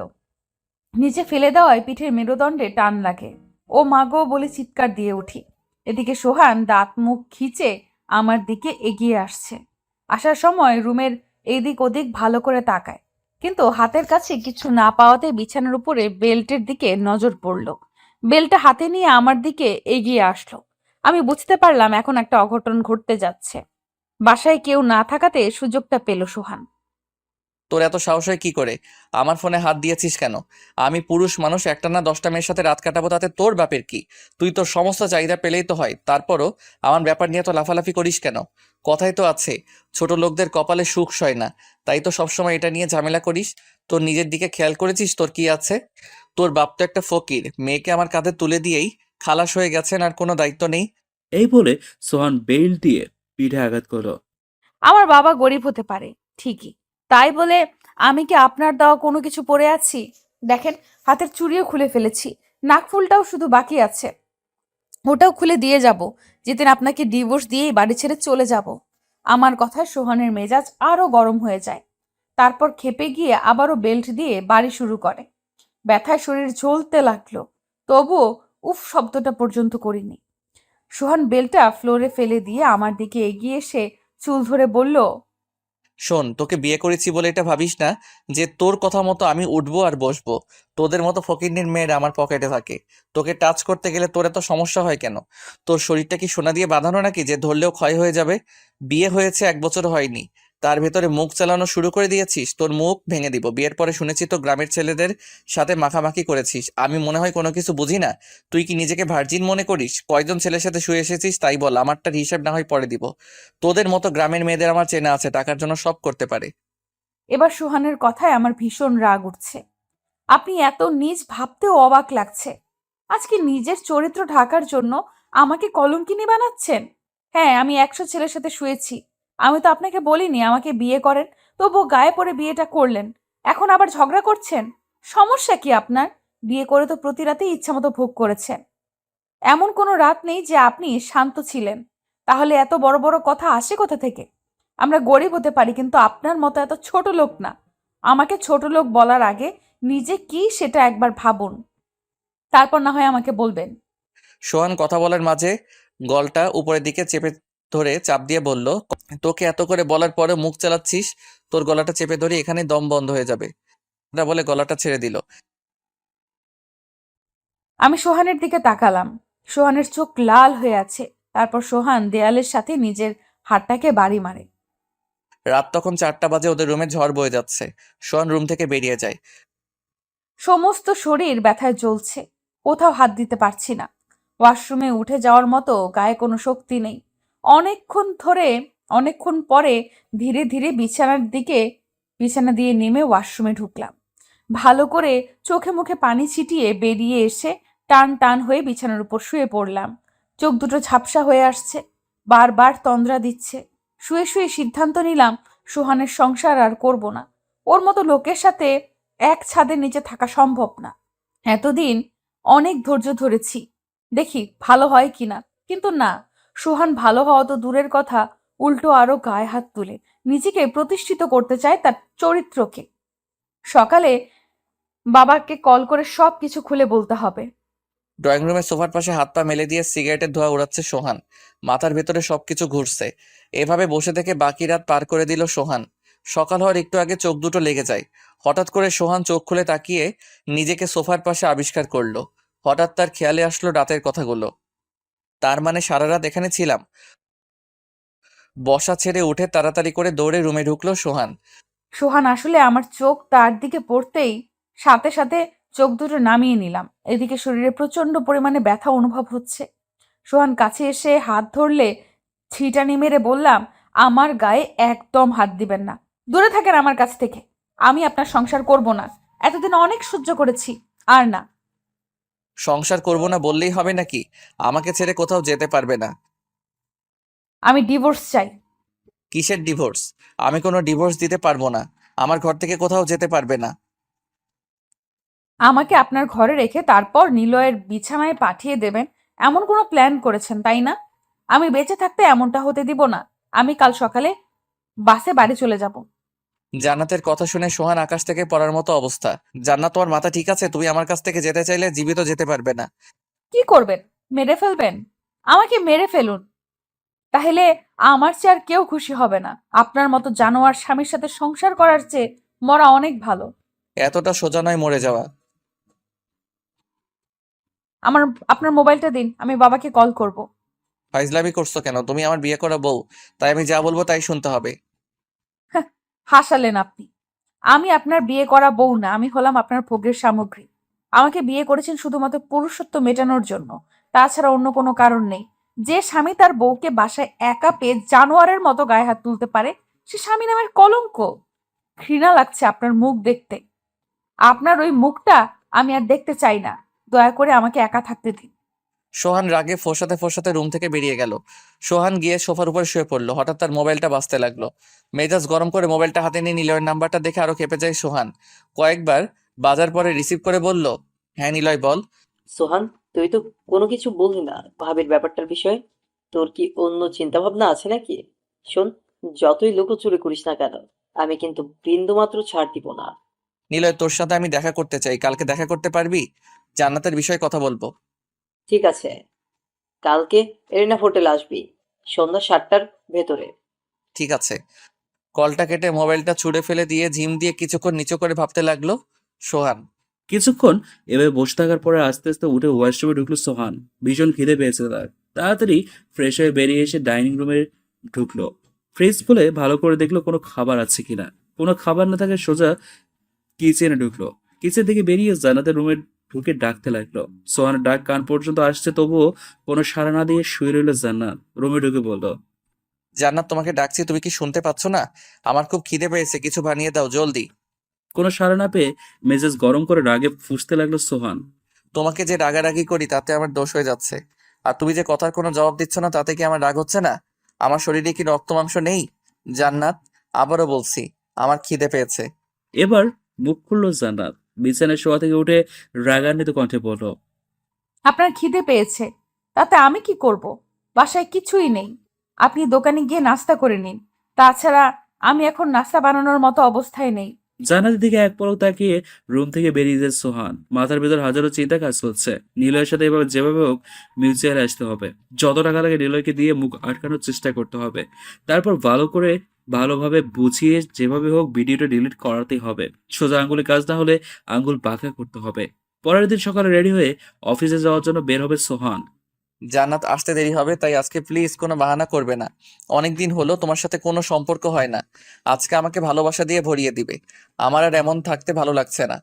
আমি ঠায় দাঁড়িয়ে রইলাম, কোনো উপায় খুঁজে পাচ্ছি না। বাবাকে কল করে বলার সিদ্ধান্ত নিয়েও পরক্ষণে মত পরিবর্তন করলাম। লাজ লজ্জা বলতে কিচ্ছু নেই। এত কিছু হয়ে যাওয়ার পরেও এমন কথা কিভাবে বলতে পারলো ভাবতেই মাথাটা ভন ভন করে ঘুরছে। সারাদিন চিন্তা করতে করতে সময় পার হয়ে যায়। সন্ধ্যা 7:10 আগেই এরিনা হোটেলে ঢুকলো সোহান। চারদিকে একবার চোখ বুলায় সোহান। নিলয়ের দেখা না পেয়ে দরজার সামনে পায়চারি করেছে সোহান। বারবার ঘড়ির দিকে তাকাচ্ছে সোহান। 7:15 বাজে, এখনো নিলয় আসছে না। মেজাজটা একটু একটু করে গরম হয়ে গেল। তাহলে কি নিলয় হারামি আমার সাথে নাটক করছে?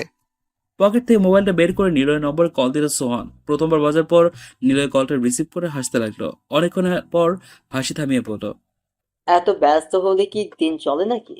আজকে আমি আসতে পারবো না, জরুরি কাজ পড়ে গেছে। কালকে একই টাইমে আসবি, দেখা করব। নিলয়ের কথা শুনে দাঁতে দাঁত চেপে ধরে আছে সোহান। কলটা কেটে মোবাইলটা পকেটে নিয়ে হোটেল থেকে বেরিয়ে সোজা নিচে চলে আসলো। মনে মনে সিদ্ধান্ত নিল নিলয়ের একটা ব্যবস্থা করতে হবে, বেশি বার বেড়ে গেছে। লোভে যখন একবার হয়েছে সামনে আরো বেড়ে যাবে।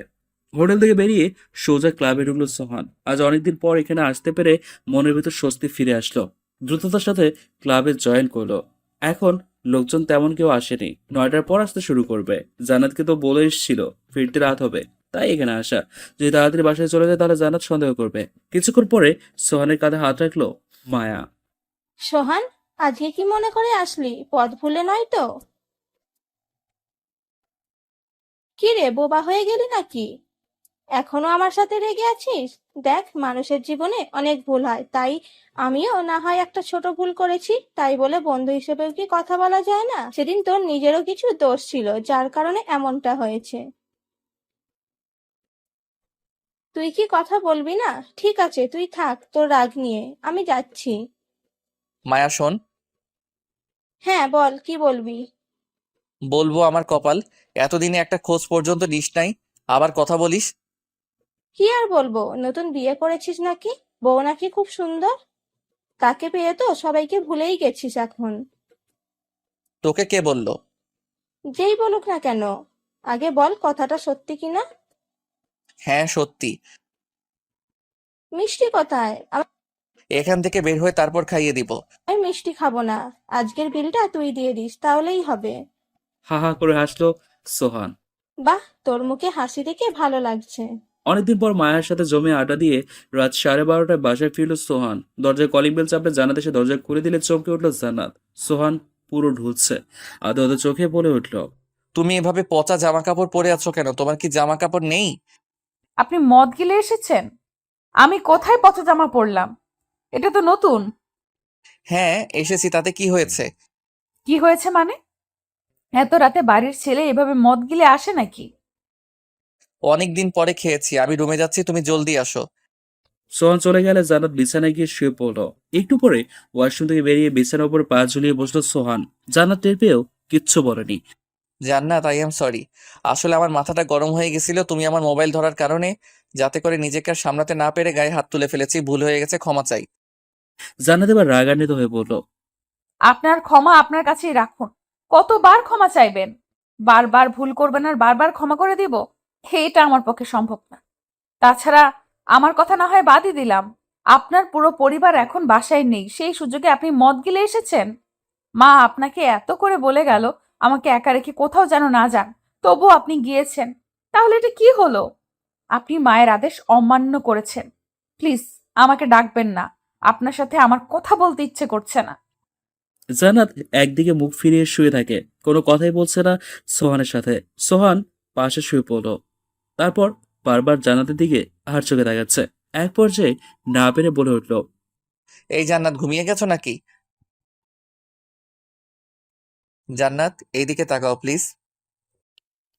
সোহানের কথা জান্নাত তার দিকে ঘুরে তাকায়। শরীরের ব্যথা কিছুটা কমলেও মনের ব্যথা এখনো ভরপুর। জি বলেন। জান্নাত, এইভাবে রাগ করেছো কেন? আমাকে ক্ষমা করে দাও প্লিজ, আর ভুল করবো না, একটা লাস্ট চান্স দাও, দেখি নিজেকে সংশোধন করতে পারি কিনা। সরি বলতে হবে না। আমি কে যে আমার কাছে সরি বলবেন? সেদিন তো খুব করে মেরেছেন, আজ না হয় আর একটু মারেন। এই কথাগুলো বলে লজ্জা দিও না। প্লিজ, আমি ঘুমাবো। আচ্ছা, গুড নাইট। রাত প্রায় 2টো।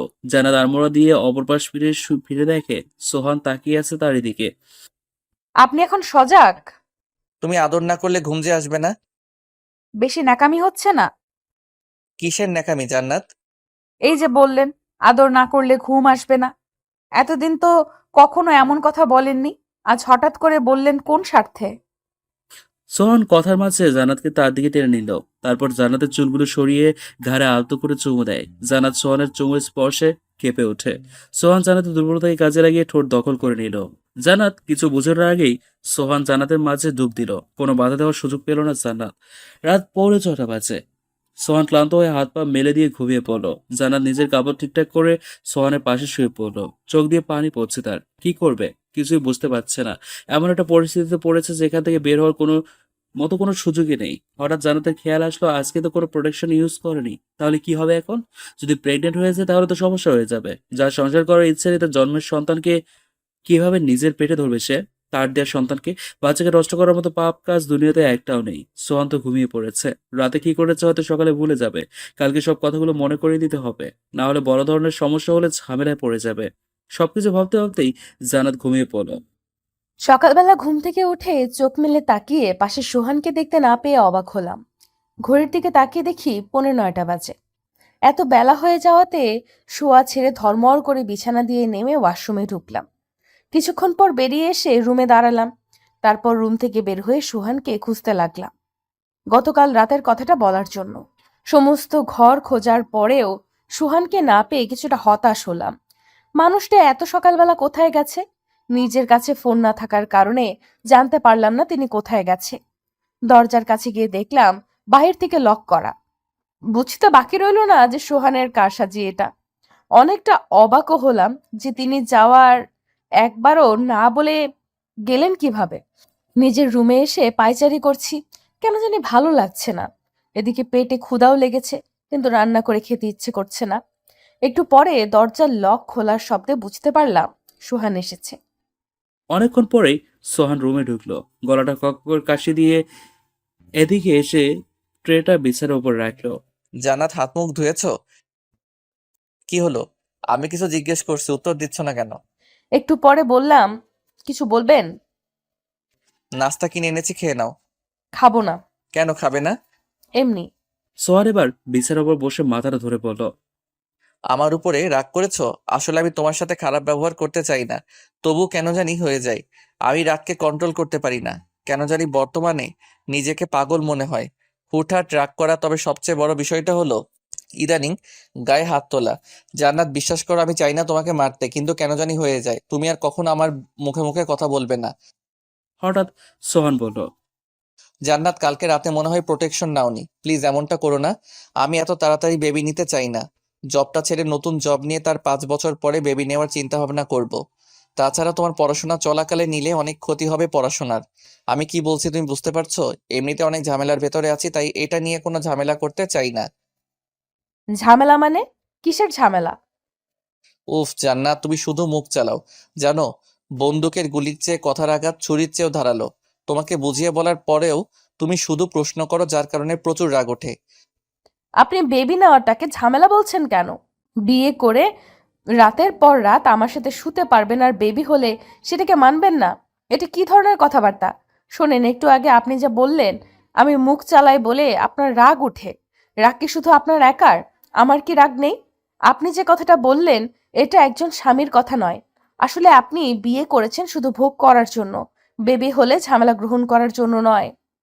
তুমি এসব আমাকে বলে কোনো লাভ হবে না। আমি কারো কথা মতো চলি না, নিজের যা বুদ্ধি আছে সেই মতো চলি। হ্যাঁ, সেটা তো ঠিকই। আপনি রাতভর আমাকে নিয়ে ফুর্তি করতে পারবেন, প্রয়োজন হলে বন্ধুর বিছানায় পাঠাতে পারবেন, আর বাচ্চা কনসেপ্ট হলে সেইটাকে মেনে নিতে পারবেন না। একটা বাচ্চা হলে তো আপনার মান সম্মান ডুবে যাবে। সবাই বলবে ওই তো অমুকে বাপ যায়। তাহলে তো মেয়েদের নিয়ে ফুর্তি করতে পারবেন না। আমি জানতাম আপনি লুচ্চা, কিন্তু আপনি যে জাত লুচ্চা সেটা জানতাম না। মেয়েদের শরীর ছাড়া কিচ্ছু বোঝেন না। তার চেয়ে একটা কাজ করেন, আমাকে ডিভোর্স দিয়ে দেন। তাইলেই আপনার এ ধরনের কোনো চিন্তা করা লাগবে না। নিশ্চিন্তে সব করতে পারবেন।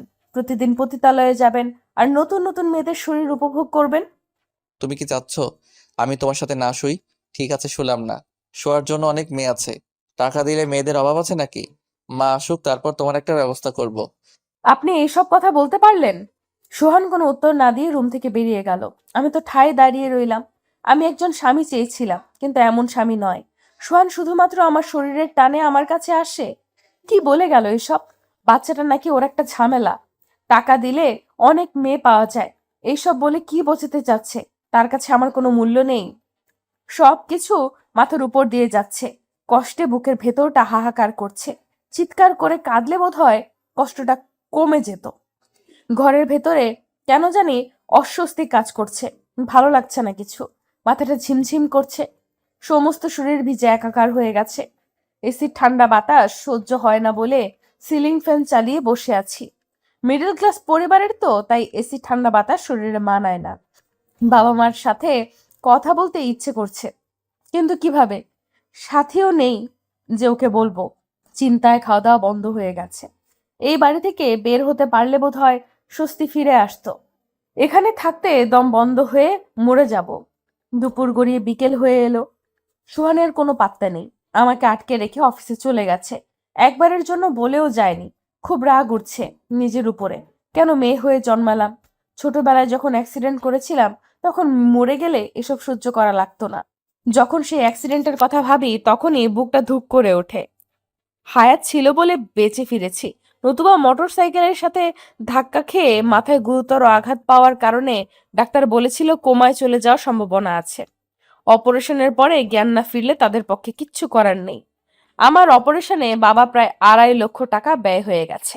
গ্রাম থেকে ঢাকায় রেফার করলে সরকারি হাসপাতালে এমন ক্রিটিক্যাল পেশেন্ট ভর্তি করবে না বলে জানায়।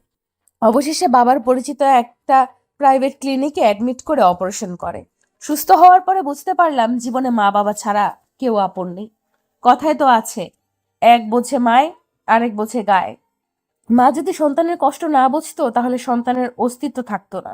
কথাগুলো মনে করতে করতে দীর্ঘশ্বাস নিলাম। বর্তমানে জীবনটা একটা নরকে পরিণত হয়েছে। চাইলেও এই নরক থেকে বের হতে পারবো না, কিন্তু এখান থেকে যেইভাবেই হোক বের হতে হবে, না হলে আমি বাঁচবো না। কিন্তু কিভাবে বের হব কোনো উপায় খুঁজে পাচ্ছি না।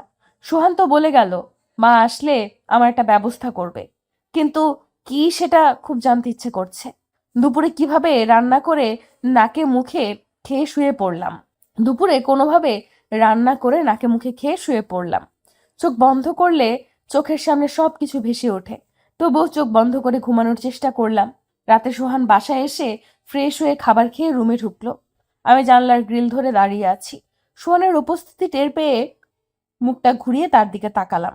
দেখলাম তার মুখটা অন্ধকার হয়ে আছে, শার্টটা ভিজে পানিতে চুপচুপ করছে। খুব চিন্তিত মনে হচ্ছে। তাকে জিজ্ঞেস করার জন্য মুখ খুলতে গিয়ে আবারও বন্ধ করলাম। অনেকক্ষণ বসে আছে চেয়ারের উপরে। এবার আর চুপ করে দাঁড়িয়ে থাকতে পারলাম না। আপনার কি শরীর খারাপ? এভাবে ঘামাচ্ছেন কেন? কি হলো, কথা বলেন। জান্নাত, তোমার সমস্যা কি?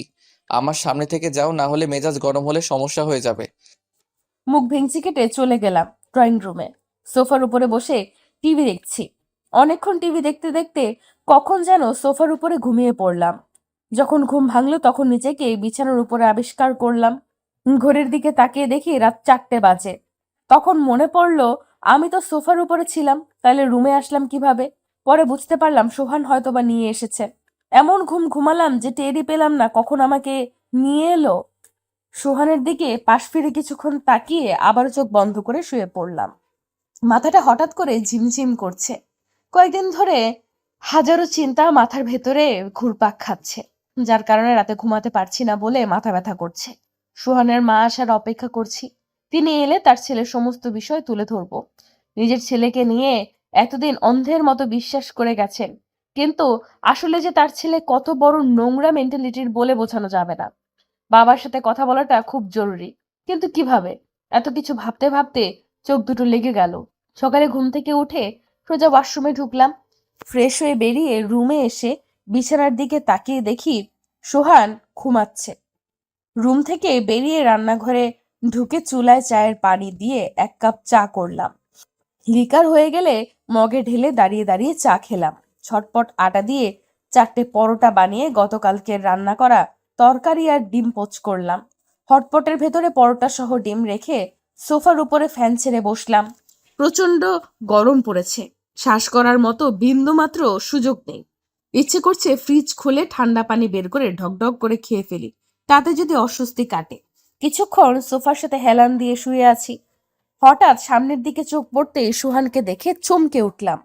সুহান শার্ট পরে দরজার কাছে এসে বলল, আমি নাস্তা আনতে যাচ্ছি, তুমি বসো। নাস্তা আনতে যাওয়া লাগবে না, আপনি টেবিলে বসেন, আমি নাস্তা দিচ্ছি। সোহান বিস্ময়কর দৃষ্টিতে তাকিয়ে রইল, তারপর বলল, জান্নাত, তুমি কি নাস্তা বানিয়েছো? জি, কখন? একটু আগে। তুমি এই সকালবেলা নাস্তা বানিয়েছো? সকাল কোথায়, প্রায় 8টা বাজে। যাই হোক, একই কথা। আপনি মোবাইলটা আমার কাছে দিবেন? আমি একটু বাবার সাথে কথা বলতাম, অনেকদিন বলা হয়নি। সুহান কিছুক্ষণ চুপ থেকে বলল, কয়েক ঘন্টা অপেক্ষা করো, আমি তোমার জন্য বিকেলবেলা একটা মোবাইল কিনে নিয়ে আসবো। টাচ ফোন কি ইউজ করতে পারো? কখনো করিনি, তবে চেষ্টা করলে পারবো। মানুষ পারে না এমন কোনো কাজ নেই। ঠিক আছে, তাইলে বিকালে পেয়ে যাবে। এখন জলদি নাস্তা দাও, খেয়ে ব্যাংকে যাব। সোহানকে নাস্তা বেড়ে সামনে দিলাম। সোহান পরোটা ছিঁড়ে ছিঁড়ে ডিম দিয়ে খাচ্ছে। মায়ের সাথে কি কথা হয়েছে? তারা আসবে কবে, কিছু বলেছে? কথা তো হয়েছে, কিন্তু আসার কথাটা জিজ্ঞেস করতে মনে ছিল না, আজকে কল করে জিজ্ঞেস করে দিব। হুম। সোহান খাওয়া শেষ করে হাত ধুয়ে তারপর কুলি করে রুমে ঢুকলো। একটু পরে রেডি হয়ে বেরিয়ে এসে বলল, জানাত আমি যাচ্ছি, তুমি সাবধানে থেকো। সোহানের কথাগুলো শুনে আমি তো পুরোই মেরে চমকে গেলাম। বিয়ের পরে এই প্রথম সোহান এমন কথা বলল। সোহান দরজা লক করে চলে গেল। নাস্তার টেবিলের পাশে দাঁড়িয়ে বেশ অনেকক্ষণ চিন্তা করলাম সমস্ত বিষয় নিয়ে, কিন্তু মাথায় কিছুই কাজ করছিল না। দুপুরে খাওয়া দাওয়া করে শুয়ে পড়লাম ঘুমানোর উদ্দেশ্যে, কিন্তু ঘুম তো আসছে না, মাথাটাও ঝিমঝিম করছে। বিছানার উপরে এপাশ ফিরছি তো ওপাশ, কিছুতেই ঘুম আসছে না। সোহানের মতিগতি ভালো লাগছে না। সোহানকে আমার কাছে সাইকো মনে হচ্ছে। হঠাৎ মনে পড়লো রাতের প্রোটেকশনের ব্যাপারটা তো সোহানকে জানানো হয়নি। সন্ধ্যার পরে সোহান রুমে এসে আমার হাতে মোবাইলের প্যাকেট ধরিয়ে দিল। জান্নাত, এই নাও, তোমার জন্য ফোন কিনে এনেছি। প্যাকেটটা হাতে নিয়ে তো অবাক হয়ে গেলাম। তিনি তার কথা ঠিক রেখেছেন। একদিন তো বলেছিলেন মেয়েদের ফোন ব্যবহার করার পক্ষে সে নয়, তবে হঠাৎ কি এমন হলো যে সে নিজে থেকে ফোন কিনে দিতে চাইলো এবং যেই বলা সেই করা। খুব অবাক হয়ে তাকিয়ে রইলাম তার মুখের দিকে। সোহান তার মাকে কল দিল। আসসালামু আলাইকুম মা, কেমন আছেন? বাবা, সাথী কেমন আছে? এই যে ভাইরা আপুরা, কোথায় যেতেছেন? ভিডিও দেখেই চলে যাবেন সেটা তো হবে না, আমাদের চ্যানেলটা সাবস্ক্রাইব করতে হবে তো। তাড়াতাড়ি আমাদের চ্যানেলটা সাবস্ক্রাইব করুন আর নেক্সট পার্টের জন্য অপেক্ষা করুন।